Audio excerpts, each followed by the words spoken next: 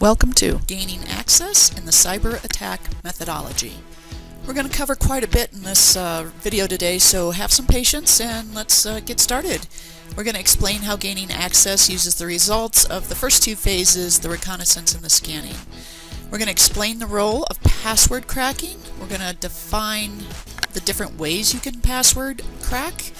We're going to talk about the strong components of a password, and we're going to just briefly overview how to calculate the effort and time for different types of password attacks. Alright, phases of the cyber attack methodology, just a really quick review. We've talked about reconnaissance and scanning. We're going to talk about in lesson 34 the gaining access, maintaining access, and covering tracks. This is of course on the gaining access, and it's all part of the attack piece. Alright, so we go through that. Okay.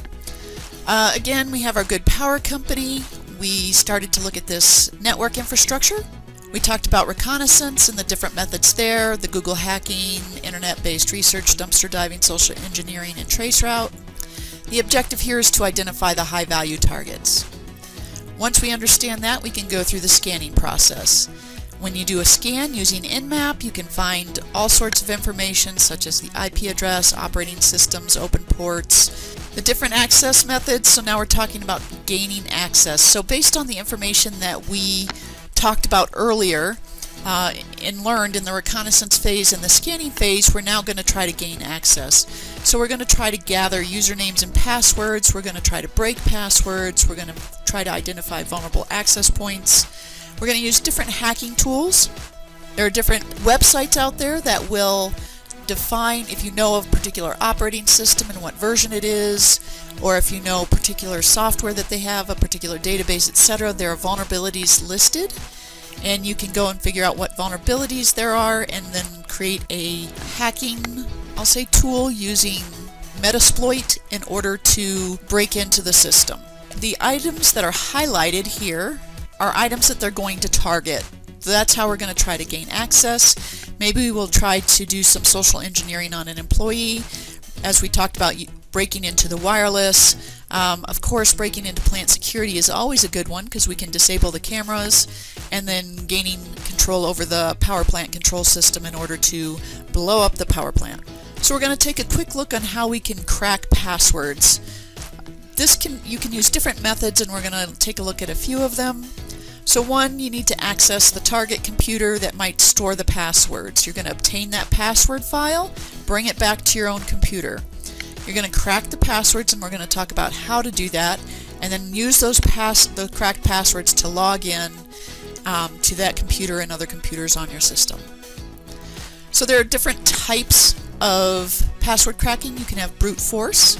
What basically brute force does is you generate every possible password combination that you know of. You hash each password, and then you compare the hashes that you generated with the hashes that are stored in the target database that you brought over.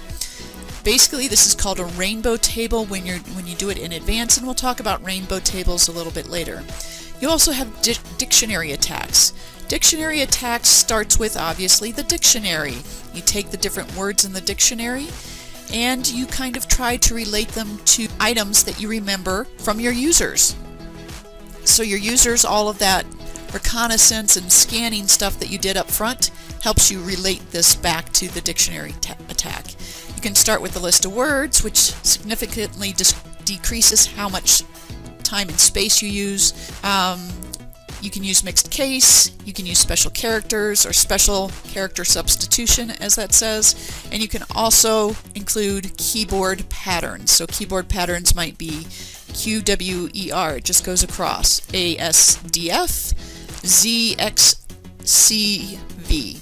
I know a lot of people use keyboard patterns because it doesn't make a whole lot of sense to anyone else, but to them they know what their pattern is and they just use it. So how hard is it to crack a password? If you're going to do it brute force, it can take a little bit. So if you take 4 digits password, but think only two choices, right? A or B, you can see all the different combinations of A or B given 2 choices, right? So 4 characters long, you have 16 options. Because it's 2 to the 4th, because we only have 2 characters, 2 choices with 4 digits, 16. Alright, so now let's take an 8-character password. So instead of 2 or 4 digits, you're going to have 8 characters, right? You're going to use caps, small letters, and numbers with 5,000 tries per minute. So caps, you have how many? 26. Small letters, you have 26. You have 10 numbers, 0 through 9. That gives you a total of 62 options per letter. So if we go back to our original slide, 2 choices, now you have 62 choices. You have 8 characters, which is going to give you 62 to the 8th, this lovely number there, which I'm not going to read. And if you can do 5,000 tries per minute of this lovely number, it's going to take you that many minutes, that many hours, which is quite a number of hours, right? That's going to take, you can calculate that out to days and then weeks, months, years, however you want to do it. It's going to take you a long time just to crack an 8-character password that uses capitals, small letters, and numbers.